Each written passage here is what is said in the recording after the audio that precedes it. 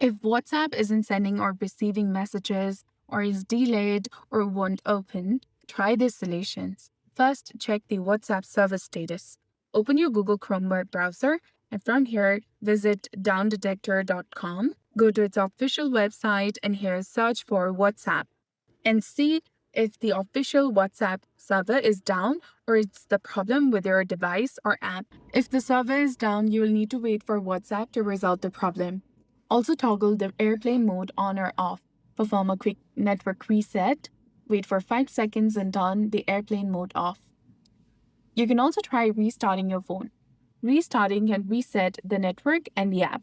Also, check your internet connection. Switch between your Wi Fi and mobile data. Turn your mobile data off and then on again. Also, check your signal strength and clear WhatsApp cache. Tap and hold onto the WhatsApp application. Open your settings, scroll all the way down and go to apps. From here, simply search for WhatsApp application. Again, scroll down, tap on storage and click on clear cache.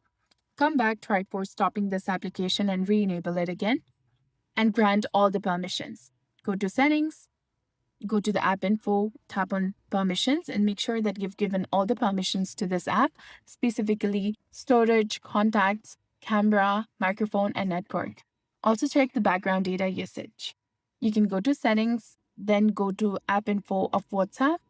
From here, tap on mobile data and toggle the option of allow background data usage and also update the WhatsApp application. Open Play Store or App Store according to your device. Go to the search bar and then search for WhatsApp application. If you see an update button like this, go ahead and tap on it to update it to its latest and newest version available. So that's it for this video. I hope you found this helpful. If you did, please like, share, and subscribe. Thanks for watching.